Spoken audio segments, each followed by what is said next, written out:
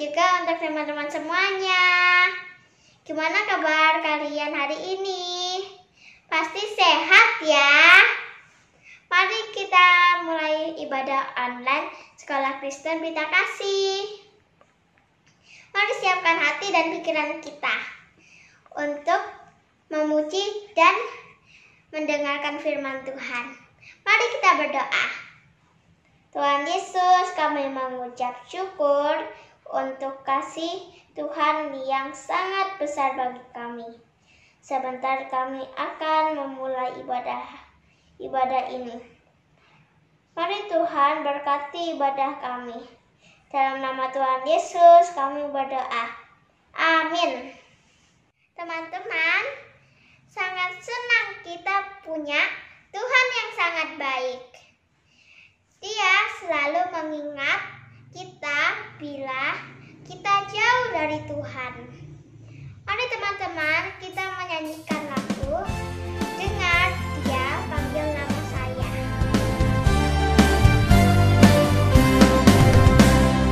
Dengar Dia panggil nama saya, dengar Dia panggil namamu, dengar Dia panggil nama saya, juga Dia panggil namamu, dengar Dia panggil nama saya, dengar Dia panggil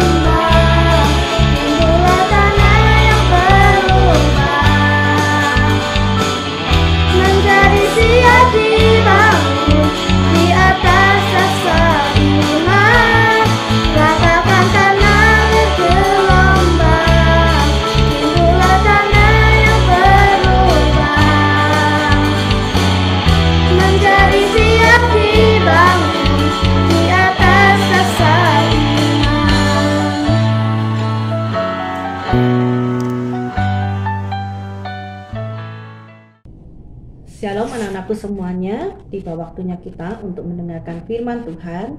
Mari kita akan bersama-sama merenungkan firman Tuhan dan membuka hati kita untuk kita boleh menerima sabda Tuhan pada pagi hari ini. Mari kita akan awali dengan berdoa. Tuhan Yesus Allah Bapa kami yang berada dalam kerajaan surga, sungguh kami mengucap syukur buat segala kebaikan dan kemurahan Tuhan yang boleh kami rasakan di dalam hidup kami Tuhan. Kami sudah memuji nama Tuhan, sebentar kami akan mendengarkan firman-Mu. Mari Tuhan berkatilah kami dan jadikanlah kami untuk kami boleh menjadi pelaku-pelaku firman Tuhan. Di dalam nama Tuhan Yesus kami sudah berdoa. Amin. Anak-anakku sekalian, kita bersama-sama akan belajar dari kisah Rasul Paulus ya. Judul firman Tuhan pada pagi hari ini adalah Rasul Paulus Pelayan Kristus. Mari bersama-sama kita akan membuka dari Roma pasal yang ke-15 ayat yang ke-14 sampai ayat yang ke-17. Roma pasal 15 ayat 14 sampai ayat yang ke-17. Dengan judul perikop, Paulus menjelaskan dasar-dasar tulisannya. Saudara-saudaraku, aku sendiri memang yakin tentang kamu, bahwa kamu juga telah penuh dengan kebaikan dan dengan segala pengetahuan dan sanggup untuk saling menasehati. Namun, karena kasih karunia yang telah dianugerahkan Allah kepadaku, aku di sana-sini dengan agak berani telah menulis kepadamu untuk mengingatkan kamu, yaitu bahwa aku boleh menjadi pelayan Kristus Yesus bagi bangsa-bangsa bukan Yahudi dalam pelayanan pemberitaan Injil Allah, supaya bangsa-bangsa bukan Yahudi dapat diterima oleh Allah sebagai persembahan yang berkenan kepadanya, yang disucikan oleh Roh Kudus. Jadi dalam Kristus aku boleh bermegah tentang pelayananku bagi Allah. Nah, dari ayat yang kita baca barusan, kita bisa tahu bahwa Rasul Paulus merasa sangat bangga karena ia boleh menjadi pelayan Yesus Kristus. Kita tahu bagaimana sejarah dari Rasul Paulus. Sebelum dia bertobat, dia menjadi orang yang sangat membenci orang percaya. Bahkan dia mempunyai misi untuk menghilangkan orang percaya yang ada. Apa yang dia lakukan? Dia mengejar setiap orang-orang yang percaya kepada Tuhan pada waktu itu. Bahkan dia tidak segan-segan membunuh setiap orang yang percaya kepada Tuhan. Tetapi ketika Tuhan memulihkan hati Saulus waktu itu, Saulus bisa berubah 100%. Bahkan Saulus menjadi seorang pengikut Tuhan yang boleh melakukan pekerjaan Tuhan yang sangat besar. Hingga namanya bisa disebut sebagai Rasul Paulus. Itu menandakan bahwa dalam kehidupannya yang baru setelah dia bertobat, dia melakukan banyak hal untuk kemuliaan nama Tuhan. Paulus banyak mengerjakan tanggung jawab yang besar dalam mengabarkan kabar baik tentang kasih Allah kepada manusia. Kabar baik yang diwartakan oleh Paulus adalah kabar baik tentang Injil tentunya. Ya, dan kita bisa melihat bagaimana Paulus meskipun dia harus menderita, masuk di penjara dan melakukan banyak hal, mengalami banyak hal yang sangat menyakitkan, tapi Paulus dia tidak mundur dari pelayanannya. Dia tetap setia melayani Tuhan. Bahkan dia berani memberitakan Injil kepada orang-orang yang belum mengenal Kristus. Wow, sebuah tugas yang sangat mulia di mana Paulus bisa menjadi sebuah contoh bagi kita. Bahwa ketika kita menjadi anak-anak Tuhan yang sudah ditebus oleh Tuhan, yang sudah dimerdekakan dari dosa, maka kita harus belajar untuk membalas kebaikan Tuhan. Dengan cara apa? Dengan cara kita melayani Tuhan. Ketika kita sudah menjadi anak-anak Tuhan, maka kita juga memiliki sebuah tanggung jawab untuk memberitakan Injil. Tanggung jawab kita itu diberikan oleh Tuhan kepada kita. Tinggal bagaimana cara kita merespon panggilan dari Tuhan. bagaimana cara kita menanggapi ajakan dari Tuhan untuk kita melayani Dia. Melayani Tuhan bukan sebagai sebuah beban. Melayani Tuhan butuh pengorbanan. Ya, contoh paling sederhana adalah ketika kalian diajak untuk melayani, misal untuk melayani memimpin pujian, maka kalian butuh waktu yang harus kalian luangkan untuk kalian apa? Rekaman misalkan, latihan nyanyi. Nah, itu yang harus kita lakukan. Memang butuh pengorbanan, berkorban waktu, berkorban tenaga, tetapi itu tidak sebanding dengan pengorbanan yang dilakukan Tuhan untuk kita semuanya. Nah, mari anak-anak, bila kita dipercaya untuk kita melayani Tuhan, mari kita gunakan kesempatan itu dengan sungguh-sungguh dan bertanggung jawab. Pelayanan tidak harus di depan mimbar, menjadi pemimpin pujian, menjadi pembawa firman mungkin untuk orang-orang yang sudah dewasa ya, atau juga pelayanan-pelayanan yang dilihat oleh orang.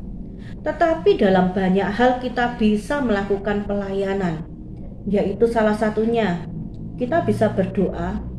Doa juga merupakan pelayanan. Berdoa untuk siapa? Untuk orang-orang yang membutuhkan.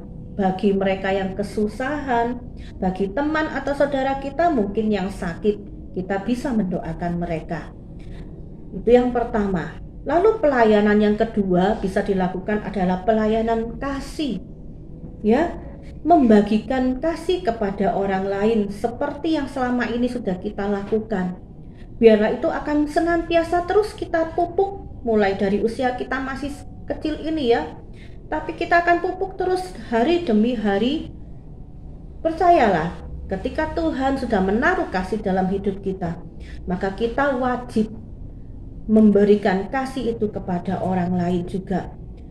Bukan hanya kepada orang yang mengasihi kita. Kalau kita memberi kasih kepada orang yang mengasihi kita, itu mudah. Tetapi ketika kita memberi kasih kepada orang-orang yang tidak kita sukai, contohnya kepada musuh kita mungkin, atau kepada orang yang suka membuat sebel hati kita, bagaimana kita bisa mempraktekkan kasih? Itu yang paling penting ya. Ayo belajar. Jadi kita bisa melayani dalam hal doa, dalam hal kasih, juga dalam pelayanan-pelayanan ibadah yang lainnya. Nah, di tengah-tengah keluarga di masa pandemi ini, kesempatan kita menjadi pelayan Tuhan. Bagaimana caranya? Jadilah anak yang baik di rumah, menurut, dengar-dengaran, melakukan setiap tanggung jawab kita dengan baik dan sungguh-sungguh. Itu juga melakukan pelayanan untuk Tuhan. Artinya apa? Artinya kita bisa mempraktekkan firman yang pernah kita dengarkan, dan kita bisa menjadi contoh untuk orang lain. Nah, anak-anakku sekalian, mari kita belajar untuk kita boleh memiliki tanggung jawab di dalam kehidupan kita. Melayani Tuhan dengan sungguh-sungguh, menjadi saksi untuk orang-orang yang belum mengenal kepada Tuhan. Maukah kalian bersama-sama dengan kita semuanya yang ada di sini untuk kita belajar menjadi pelayan Kristus, sehingga kita bisa mengatakan seperti Paulus, aku senang, saya bangga menjadi pelayannya Tuhan. Nah, tentunya kita akan ambil kesempatan ini untuk kita boleh menjadi pelayan Tuhan. Karena ada sebuah lagu yang mengatakan apa? Hidup ini adalah sebuah kesempatan. Kesempatan yang tidak akan mungkin datang kedua kalinya. Ya, kita tidak mungkin akan hidup lagi dalam dunia ini ketika kita sudah pulang ke surga. Nah, biarlah semasa kita masih hidup, kita boleh menjadi pelayan-pelayan Tuhan yang sejati. Sebagai ayat penutup dari firman Tuhan pada pagi hari ini, mari kita akan membuka bersama-sama dari 1 Korintus pasal yang ke-15 ayat yang ke-58. Karena itu, saudara-saudaraku yang kekasih, berdirilah teguh, jangan goyah, dan giatlah selalu dalam pekerjaan Tuhan. Sebab kamu tahu bahwa dalam persekutuan dengan Tuhan, jerih payahmu tidak sia-sia. Terpujilah nama Tuhan. Biarlah ayat penutup ini menjadi kekuatan buat kita dan menjadi pegangan buat kita semuanya, bahwa dalam persekutuan dengan Tuhan, setiap apa yang kita lakukan tidak akan pernah sia-sia. Tuhan memandang, Tuhan mencatat, dan Tuhan pasti akan mengingat setiap hal yang kita perbuat. Ya, biarlah kita akan selalu berserah penuh kepada Tuhan, menyerahkan diri kita kepada Tuhan, mengambil setiap kesempatan kita untuk melayani Tuhan. Sekecil apapun pelayanan itu, kita akan lakukan semuanya itu seperti untuk Tuhan, bukan untuk manusia.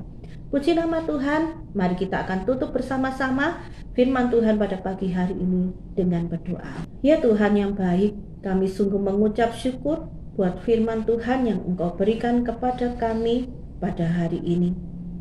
Tuhan, bersyukur buat karunia-Mu yang sudah menyelamatkan kami dari segala bentuk dosa. Tuhan, kami juga mengucap syukur buat setiap kesempatan yang Tuhan berikan di dalam hidup kami untuk kami boleh melayani Engkau. Kiranya Allah Roh Kudus memampukan kami untuk kami boleh mengambil bagian di dalam pelayanan Tuhan. Pelayanan doa, pelayanan kasih, bahkan kami boleh melayani di dalam ibadah-ibadah yang ada. Juga kami boleh melayani Tuhan melalui setiap perbuatan kami sehari-hari. Biarlah nama Tuhan dipermuliakan melalui kehidupan kami. Tuhan Yesus, berkatilah kehidupan kami masing-masing saat kami harus menjalani masa berada di rumah saja. Kiranya Tuhan yang menolong kami, memberi kekuatan kepada kami, kemampuan kepada kami, untuk kami boleh selalu memiliki sukacita yang daripada Tuhan. Kiranya Tuhan yang memberkati kami dalam setiap kegiatan yang kami lakukan. Di dalam nama Tuhan Yesus, kami mengucap syukur dan kami sudah berdoa. Haleluya. Amin. Melayani, lebih sungguh. Melayani, lebih sungguh. Tuhan lebih dulu melayani kepadaku. Melayani